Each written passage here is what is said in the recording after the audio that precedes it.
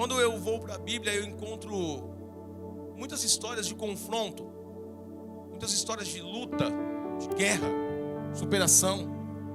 E confesso a vocês que desde criança, a que me mais chama a atenção é a história de Golias e Davi. Para mim aquilo é fantástico, é fenomenal, é miraculoso. E por que Deus permite que histórias como essa permeiem a nossa vida? Por que Deus permitiu que histórias como essa ficassem registradas? É porque Deus sabia que nós também iríamos enfrentar gigantes. Deus sabia que em muitos momentos da nossa vida nós iríamos ter gigantes. E nós teríamos que vencer esses gigantes. Então Deus deixou exemplos para nós. E dizendo, olha, tá vendo? Muitas vezes você vai se sentir pequeno. Muitas vezes você vai se sentir fraco. Muitas vezes você vai se sentir inferior. Muitas vezes você vai se sentir incapaz. Muitas vezes você vai olhar para o gigante e vai dizer, na ótica humana é impossível. Mas eu estou dizendo a você que é possível. Porque da mesma forma que eu estive com Davi, eu vou estar com você. Você não entendeu? Da mesma forma que eu estive com Davi, eu vou estar com você. Agora, nós temos muitos gigantes na nossa vida. Nós enfrentamos muitos gigantes. Talvez alguém aqui já vai levantar amanhã, já está indo para casa pensando no gigante de amanhã, ou no gigante que está em casa te esperando. E Deus está falando para você, ei, até quando? Até quando você vai olhar para o gigante? Até quando você vai dormir mal pensando em gigante? Até quando? Até quando você vai encarar a sua vida como um gigante? E até quando você vai ser derrotado por ele? Algumas pessoas aqui têm gigantes enormes para combater. E Deus vai te dar vitória, mas você precisa aprender com a palavra de Deus como fazer isso. Porque sozinho você não vai conseguir. Utilizando-se dos meios da terra, você não vai conseguir. O maior gigante que nós enfrentamos, alguém pode me dizer aqui, qual é o maior gigante que o crente tem? Não é o diabo. O maior gigante não é o pecado. O maior gigante não é as pessoas. O maior gigante que você pode enfrentar na sua vida, ele está mais próximo de você, mais perto de você do que você imagina. Vencendo um gigante chamado eu.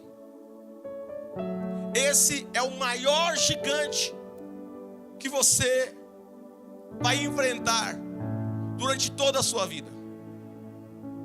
E possa ser que você vença ele neste tempo. Mas daqui a algum tempo, um outro gigante surge dentro de você. E você precisa vencê-lo. Tem muita gente que está buscando auxílio em psicólogo, em terapeuta. E eu não acho que isso é errado. Está correto. Inclusive tem alguns que eu preciso mandar mesmo para vocês. Porque o povo vem conversar comigo achando que eu sou psicólogo. E eu não sou psicólogo. Eu não tenho formação de psicólogo. Eu não tenho formação terapêutica. E não preciso tê-la, porque Deus não me chamou para isso. Se eu tivesse vocação para ser psicólogo, eu não era pastor, eu era psicólogo. Eu sou um pastor. Eu vou dizer coisas a você baseada na palavra de Deus. Quando você vier conversar comigo, quando você conversar com alguns dos pastores auxiliares aqui nessa igreja, eles vão aconselhar você dentro daquilo que Deus orienta nas Escrituras. Mas tem casos que você realmente precisa de um auxílio especializado. Porém, nem tudo, porque tem alguns gigantes que você sabe. Existem gigantes dentro de você, existe um gigante dentro de você e é esse mesmo, é o eu, que você sabe que o psicólogo não vai resolver. E eu entendo, irmãos, que esse gigante que está dentro de nós, esse cabra é terrível. Eu poderia fazer aqui uma série de ministrações. E eu até pensei nisso. Vencendo gigantes. Mas o primeiro seria esse. Não tem como. O primeiro gigante a ser vencido é o eu. Esse cara é terrível. Esse gigante chamado eu, ele tem a capacidade por incrível que pareça, de te levar para o céu, mas também tem a mesma capacidade de te levar para o inferno. Esse gigante chamado eu, ele tem a capacidade de te promover se você vencê-lo, mas tem a capacidade de te manter de cabeça abaixada por toda a sua vida, se sentindo um derrotado. O apóstolo Paulo, quando ele vai falar sobre esse gigante, ele não diminui o tamanho dele. Quando o apóstolo Paulo fala desse gigante chamado eu, é um gigante. Esse gigante, nós vemos, a gente chega na igreja, a gente ouve a palavra e a gente sai daqui falando assim, agora vai. Mas quando chega na segunda-feira, o eu aqui diz, você não consegue. O eu diz, isso é difícil. O eu diz, como eu falei aqui no início da ministração, eu vou tratar bem a minha esposa hoje eu vou fazer uma bonita para ela, hoje eu vou chegar em casa e eu vou consertar aquela situação que ela pediu para me arrumar já faz 3 meses. Mas quando você chega em casa, a mulher te dá uma sapatada do nada, é o diabo, cara, capeta. Faz um negócio com você que você fala assim, não merece. E aquilo que era para você crescer, era para você expandir, era para você virar o jogo, você perde. Porque quando você não, aí você, eu ia fazer aquilo lá, você pediu, mas só porque você falou isso aí, agora eu não vou fazer. Aí ela diz, eu ia também lavar sua roupa, mas também não vou. Então eu vou arrumar outra, aí já deu, aí o capeta já entrou. E tudo começou em quem? Em um gigante chamado eu, que não aguentou passar por uma situação e dizer, independente disso, eu vou atropelar isso. Agora, preste bem atenção, imagine se você fizesse o contrário. Sua esposa falou algo com você que você não gostou, mas aí você diz assim, eu vou virar o jogo. Mesmo ela fazendo isso, eu vou vencer o ego, eu vou vencer meu orgulho, eu vou vencer esse cara que está falando assim, chuta ela, manda ela embora, termina, separa, divorcia. Essa mulher, você vai encontrar 15 melhor do que ela. Quer saber? Aí você vai lá e arruma. Aí a mulher chega, ela vai olhar e vai falar assim, caramba, eu falei tudo aquilo com ele. Ele, ao invés de chutar o balde, de barrou, de fazer um monte de coisa errada, de me tratar com ignorância, ficou na dele, ficou de boa, tá arrumando. Nossa, amor, ficou tão bonito, hein? Quando ela fala isso aqui, já é um pedido de desculpa, um pedido de perdão enorme. Quando a mulher fala, amor, gostei, isso aqui, ela está falando assim, eu te amo, meu amor, obrigado. O apóstolo Paulo falando desse gigante chamado eu. Olha o que ele diz, sua carta aos irmãos que se reuniam em Roma, capítulo 7, versículo 18 até o versículo 24, por gentileza. Olha o que ele vai dizer a respeito desse eu. Para você que acha que o seu eu é ruim, nós estamos falando do apóstolo Paulo, o cabra experimentado por Deus. E olha o que ele vai dizer: sei que nada de bom habita em mim, isto é, na minha carne, porque tenho o desejo de fazer o que é bom. Tenho o desejo de fazer o que é bom, mas não o faço. Pois não faço o bem que desejo. Olha o tamanho desse gigante. O bem que eu desejo eu não consigo. Por quê? Porque esse gigante que está dentro de mim não deixa. Olha lá. Pois não faço o bem que desejo, mas continuo praticando o mal que não desejo. Quantas vezes depois de pecar, você colocou a mão na cabeça e falou: que cagada, que merda que eu fiz. É assim ou não é? Por que eu fiz isso? Paulo também passava por isso. Versículo 20. Ora, se faço o que não desejo, já não sou eu quem faz, mas o pecado que habita em mim. Esse gigante que está dentro de mim, que vai contra as vontades de Deus, ele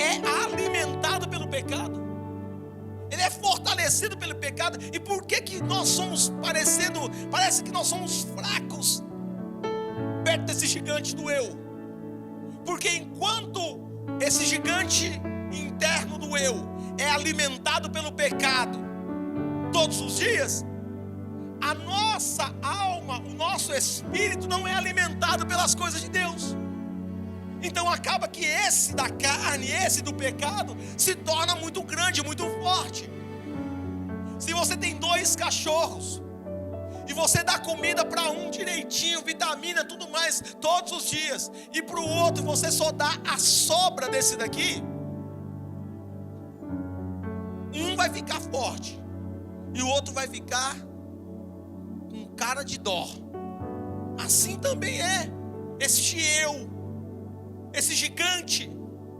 Com quem você tem alimentado mais? O seu eu espiritual ou o seu eu carnal?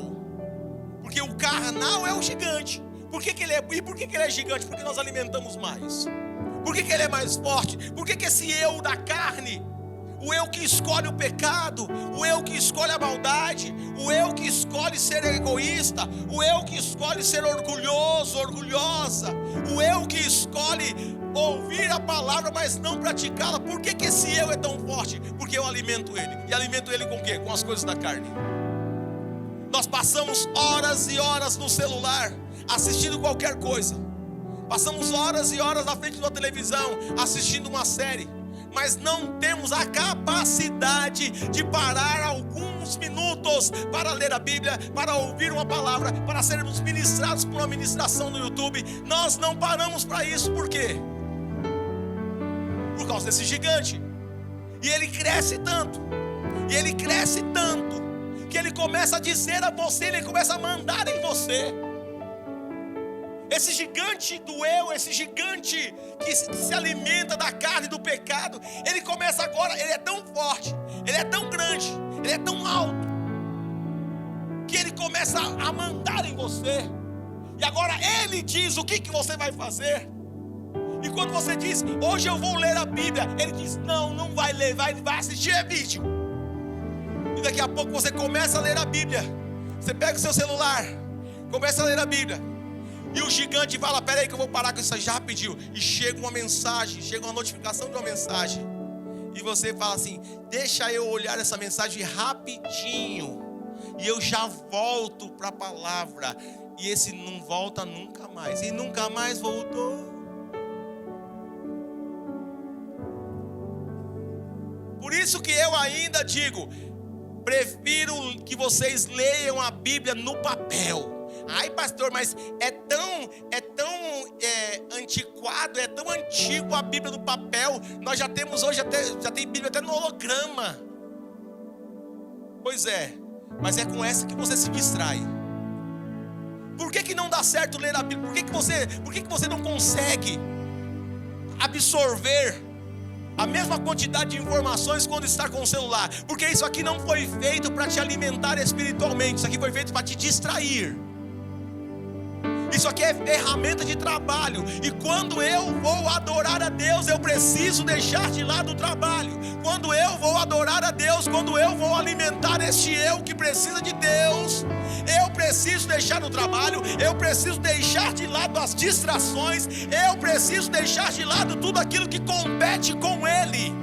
Por isso que a gente não consegue ter o mesmo aproveitamento que uma Bíblia de papel. E vou dizer mais, o diabo faz questão que você nem tenha uma Bíblia de papel, porque você vai ser distraído por ele a vida toda. Mas nesta manhã tem pessoas com o ouvido espiritual aberto, e o Espírito Santo está dizendo, você vai virar o jogo, vai parar de dar comida para esse gigante, e você vai ver ele ser derrotado para a glória do nome de Jesus. Se é com você, levanta sua mão para cá e diga, eu mesmo, Deus, eu quero mudar isso.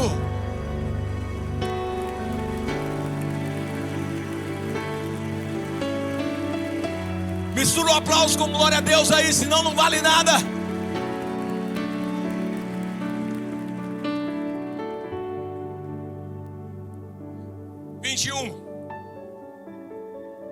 Então, encontro uma lei contra o meu desejo de fazer o bem. O mal está presente em mim, no íntimo do meu ser.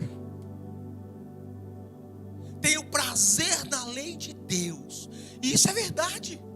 Por que a gente está aqui todo domingo? Porque a gente tem prazer, cara. Por mais pecador que você seja, por mais derrotado espiritualmente que você seja, quando você chega aqui nesse lugar, você acende uma brasa de esperança, pelo menos. Pode ser que haja culto que você saia daqui voando, mas naquele culto, que mesmo aquele culto que você sai daqui assim, hoje pastor pisou na bola, não sei o que, mesmo naquele dia, você tem alguma coisa que o Espírito Santo plantou em você, alguma brasinha o Espírito Santo acendeu em você. Mas olha o que ele está dizendo: eu tenho prazer nisso, por isso que eu venho. Ninguém vai num lugar que é ruim, ninguém volta num lugar que é ruim. Eu não volto. Se eu chegar num estabelecimento e for sujo, cheio de teia de aranha, mau cheiro, eu não volto. Num lugar que não me tratam bem, não volto. E por que a gente volta na casa de Deus? Porque nós somos bem tratados pelo Espírito Santo. Porque tem gente cheia do Espírito Santo que tratou bem a gente. Então o Paulo está falando sobre isso. No íntimo do meu ser eu tenho prazer na lei de Deus, mas vejo outra lei atuando nos membros do meu corpo, guerreando contra o íntimo do meu ser, tornando-me prisioneiro da lei do pecado, do gigante que está em mim. E o versículo 24, o apóstolo Paulo diz, aquele chuta o balde, né? Miserável homem que sou, quem poderá, não. Miserável homem que sou, quem me libertará deste corpo sujeito à morte? Quem me libertará? Como é que eu faço para vencer esse gigante? Como é que eu faço para vencer isso? Querido, a gente quer. Eu tenho certeza que você gostaria de ter mais intimidade com Deus. Tenho certeza. Eu tenho certeza que você gostaria de passar uma semana e chegar aqui na sexta-feira leve e dizer: essa semana eu não fiz aquilo. Eu tenho certeza. Eu tenho certeza que você gostaria de ter uma fé, daquela fé que coloca a mão sobre o enfermo e ele é curado. Senão você não estaria aqui. Eu tenho certeza que você gostaria de ser uma pessoa tão espiritual que quando você orasse, Deus te respondesse e você fosse resposta para outros.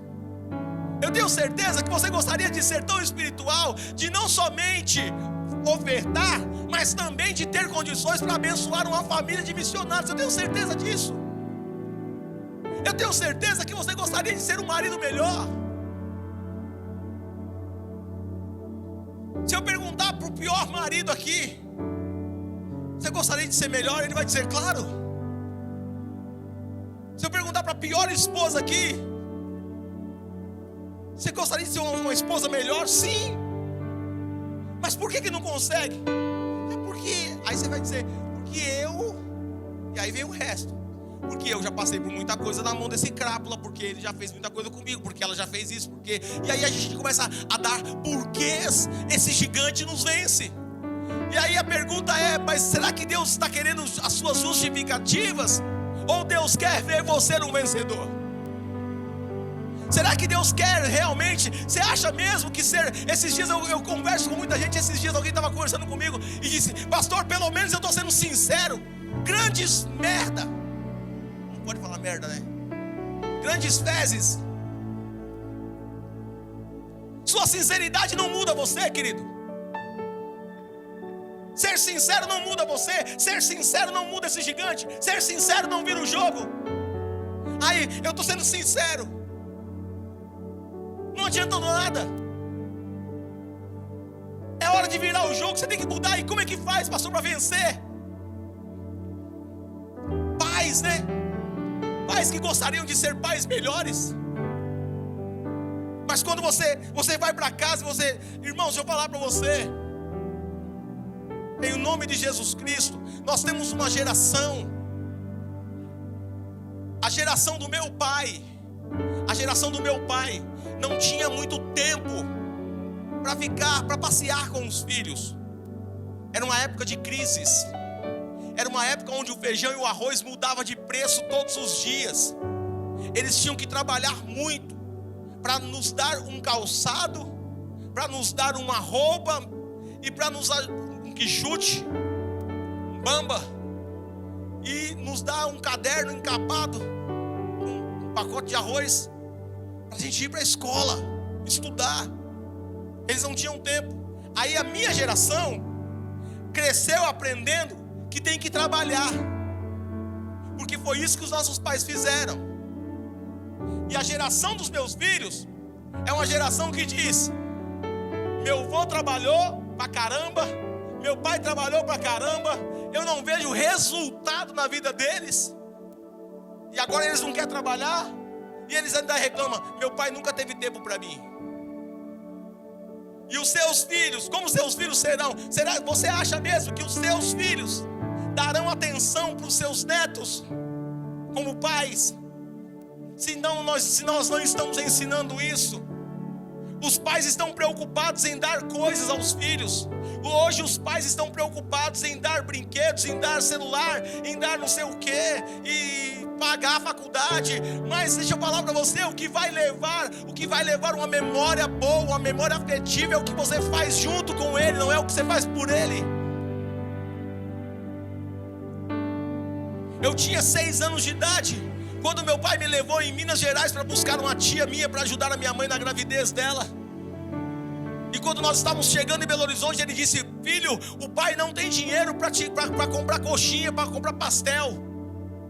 Nós estamos sem dinheiro, mas a mamãe fez um pastel especial para nós. E eu trouxe uma garrafa de café com leite. Nós vamos comer antes de descer do ônibus, porque depois o pai não vai poder comprar mais nada. Tá bom, pai.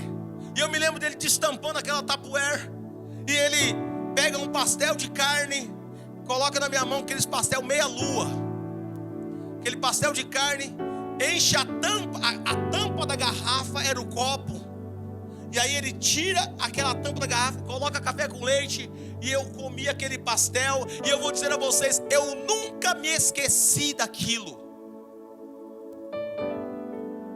Ele me deu muitos brinquedos, dentro das proporções que ele conseguiu.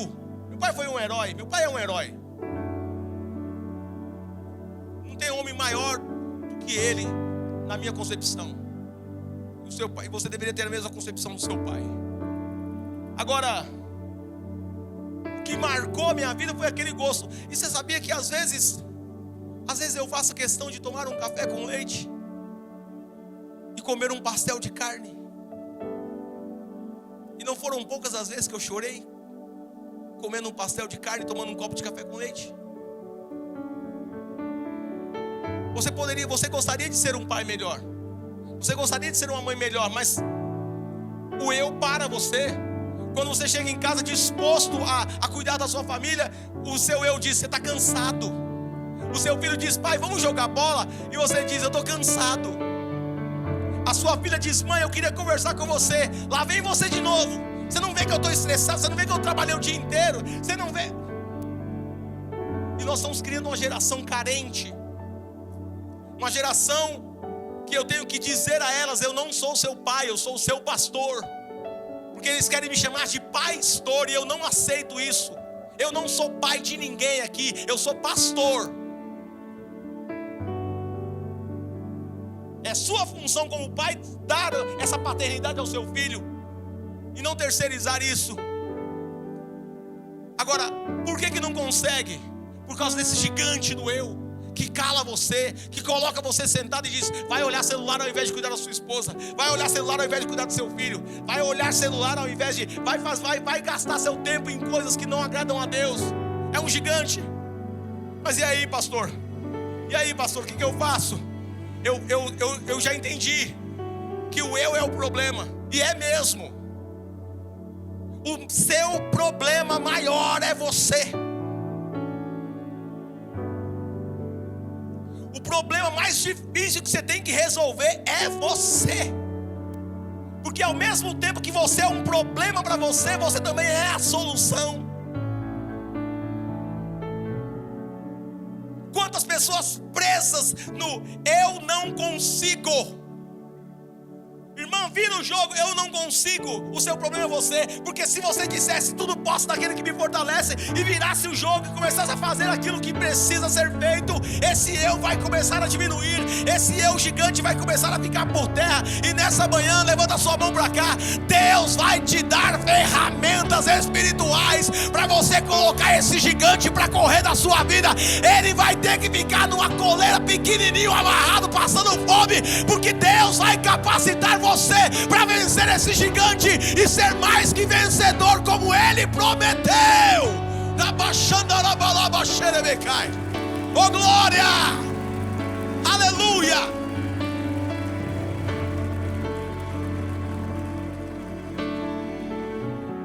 Pastor, o que eu faço? Vamos para a resolução. Se prepare aí, dá uma mexida aí, guerreiro. Sério mesmo, dá uma mexida aí e fala, peraí que agora eu vou aprender como é que encara essa bagaça aí, irmão. Deus vai me ensinar agora a encarar, a vencer eu mesmo. Deus vai me ensinar a vencer esse eu que tem me atrapalhado tanto. Lucas capítulo 9, versículo 23, Jesus vai dar a dica. Paulo só reclamou, Jesus vai ensinar como que é. Jesus dizia a todos: se alguém quiser vir após mim, negue-se a si mesmo, tome diariamente a sua cruz e siga-me. Eu preguei sobre isso esses dias. Começa pelo negue a si mesmo. O que é negar a si mesmo? É dizer não para você. Quando esse eu que não é de Deus, quando esse eu carnal disser eu quero comer, você vai dizer não. Vai ver pornografia, não. E não, e ele vai ficar gritando, me dá, vai ver celular, não, vai fazer isso errado, não, vai ficar olhando a mulher dos outros, não, vai ficar olhando o marido dos outros, não, vai fazer, não vou fazer, não, é isso aí que Jesus vai dizer, negar a si mesmo. Se alguém quiser ser um vencedor, se alguém quiser ser um vencedor, se alguém quiser andar com Jesus em alto nível, se alguém quer virar o jogo, se alguém quer ser o que nunca foi antes, diga não para você. E isso é que o diabo não quer que você faça. Ele mandou você fazer qualquer coisa, diga não. Não vou fazer. Isso é negar a si mesmo. Não vou fazer. E quer saber, querido? Isso se chama vida de renúncia. A única forma de você vencer esse gigante do eu é ter uma vida de renúncia. Escute-me, vida de renúncia, seu pangaré, não é fazer uma vez, não aceitar. Tem gente que já aceitou ser depressivo, já aceitou ter pânico, já aceitou ser derrotado, já aceitou, já virou gatinho. E agora está ouvindo essa palavra, está vendo um pontinho pequenininho de esperança e dizer eu vou começar a fazer isso aí. Mas não é uma vez só. Você tem que ter prática disso. Comece a fazer isso todas as horas. Faça disso. Ei, escute-me. Quer vencer o gigante? Faça da renúncia um estilo de vida. Quer ser um vencedor? Quer ser um pai diferente, uma mãe diferente, um crente diferente? Quer ser um profissional diferente? Quer ser um filho diferente? Quer ser um estudioso, um estudante diferente? Quer ser alguém diferente? Faça da renúncia um estilo de vida. Antes de tomar café, renuncie. Que a renúncia, que o dizer não para esse gigante seja a primeira coisa que você faça no dia. O problema é que antes de nós tomarmos café, nós já estamos, antes de nós alimentarmos o físico, físico, nós já estamos alimentando o gigante espiritual que há em nós e que luta contra as forças do Senhor. A gente já levanta pecando, ou seja, já levanta alimentando o gigante do eu. Mas essa manhã eu quero crer que você vai experimentar. Talvez eu preguei isso tantas vezes aqui, eu falei sobre isso tantas vezes nesses 11 anos pastoreando essa igreja. Mas talvez hoje o Espírito Santo fale de uma forma que você entenda. Esse gigante do eu, diga não para ele. Quando você que está em depressão, quando esse gigante falar para você, fique dentro do quarto hoje e não fale com ninguém. Se eu fosse você, eu diria: você vem a mim com essas ameaças, você vem a mim com esse tamanho todo, mas eu vou contra você, em nome do Senhor dos Exércitos. Se levante, vai fazer alguma coisa, vai criar uma atividade, vai sair da rotina, vai fazer algo que engrandece o nome do Senhor, e comece a praticar isso. É todo dia, é contra a vontade mesmo, é sem vontade. Eu vou dizer não para esse gigante sem vontade. Ele não quer que eu faça, mas eu vou fazer. E quando ele quiser que eu faça algo, eu não vou fazer, porque agora eu estou disposto a viver uma vida de renúncia, a dizer não para o pecado, a dizer não para Satanás, a dizer não para as pessoas, a dizer não para mim mesmo. Eu quero vencer e eu serei alguém diferente para a glória de Deus. Diga: eu recebo isso.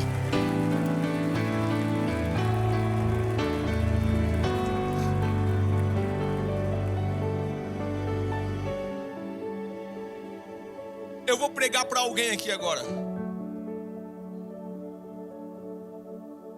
Pastor, você não sabe o tamanho do meu vício. Eu já acordo de manhã, pastor, pensando nisso. Eu já começo o meu dia já pensando no pecado, pensando nos vícios, pensando em alguma coisa que eu sei que não agrada a Deus. É um vício.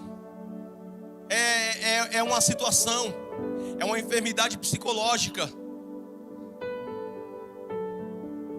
O que eu faço, pastor? Jesus disse o que fazer. Jesus disse, olha o que ele disse, Mateus. Agora, olha que coisa maluca. Você vai falar assim: mas isso aí é muito radical. Mas você quer vencer ou você quer continuar no conforto? Você quer mudar de vida? Você quer ser alguém diferente? Ou você quer continuar a mesma coisa por mais um ano? Tem que ser radical. Radical. Você não é radical contra as coisas de Deus? Você não coloca as coisas de Deus sempre em segundo plano? Você não coloca as coisas de Deus sempre de escanteio? Por que não vai colocar agora as coisas do diabo em escanteio também? Quer crescer? Quer crescer? Quer ter poder de Deus? Quer ter vida nova? Quer parar de viver de aparência? Quer parar de viver mostrando algo que você não é? Quer parar? Então vá para o conselho de Jesus. Mateus, Evangelho de Jesus Cristo segundo Mateus, capítulo 5, versículo 29 e o versículo 30. Se o seu olho direito o induz a pecar, arranque-o e lance-o fora. Pois é melhor perder uma parte do seu corpo do que todo ele ser lançado no inferno. Isso aqui não é Paulo que escreveu, não. Isso aqui é Jesus. Se a sua mão direita o faz pecar, o induz a pecar, corte-a e lance-a fora, jogue fora. Pois é melhor perder uma parte do seu corpo do que todo ele ir para o inferno. Quem falou isso aqui? Quem falou isso aqui? Será que ele tem moral? Será que ele sabe o que ele estava falando?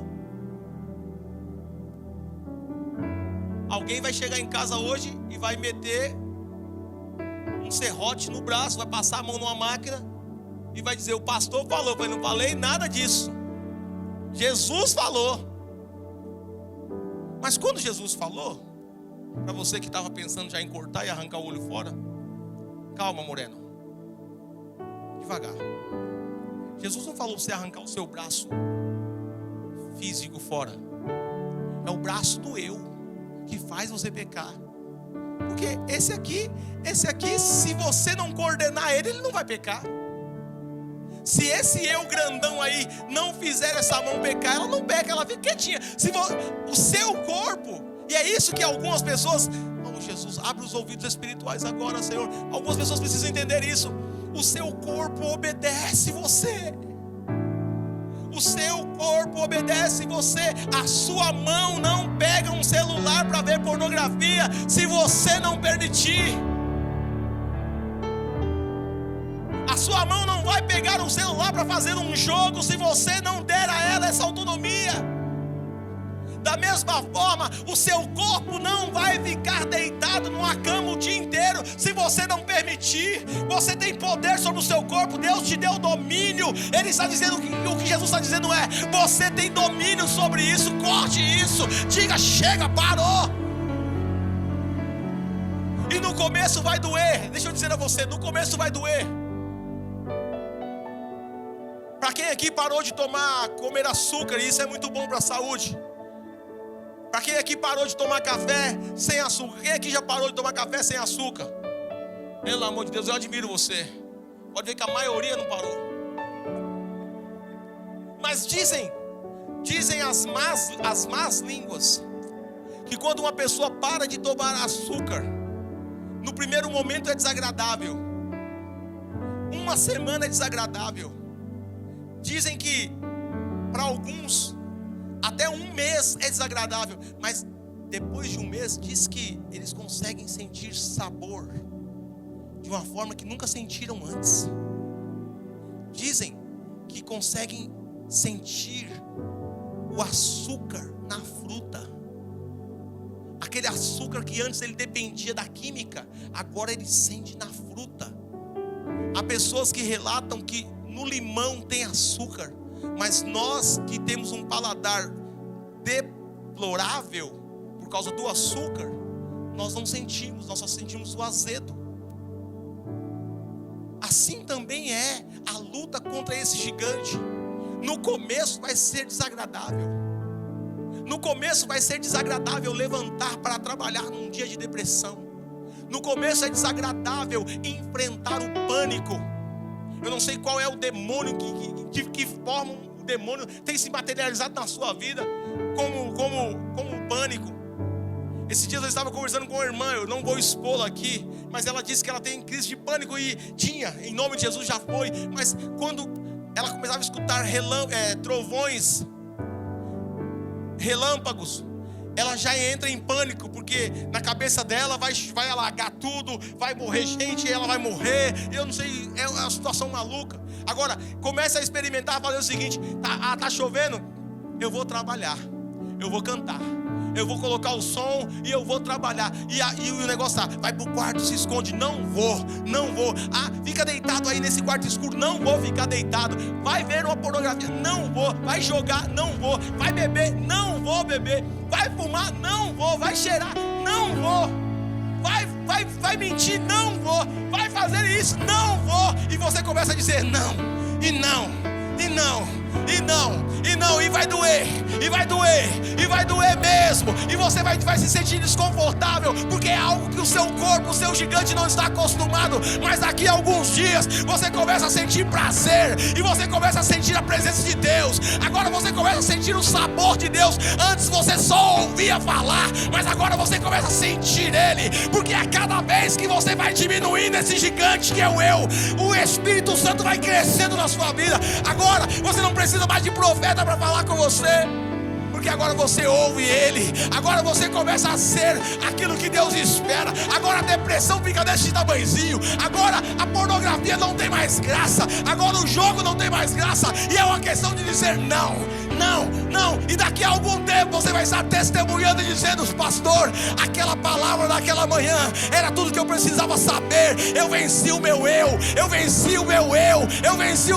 E agora já não vivo eu, mas Cristo vive em mim. Eu estou crucificado com Cristo. Se você recebe essa palavra, glorifique o nome do Senhor.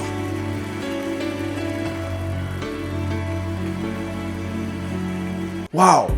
Glórias a Deus! Que bênção que você chegou até aqui. Eu espero que tenha sido muito edificante esta palavra para o seu coração. E eu peço a você gentilmente que compartilhe esta palavra com alguém que você sabe que vai precisar ouvi-la. Também te peço para deixar aquele like abençoado e, se não é inscrito no canal, se inscreva, porque tem muita coisa boa para você, tá bom? Deus te abençoe. Vai ficar algumas recomendações aqui ao lado também. Aproveite, desfrute daquilo que Deus tem para a sua vida. Beijo, gratidão.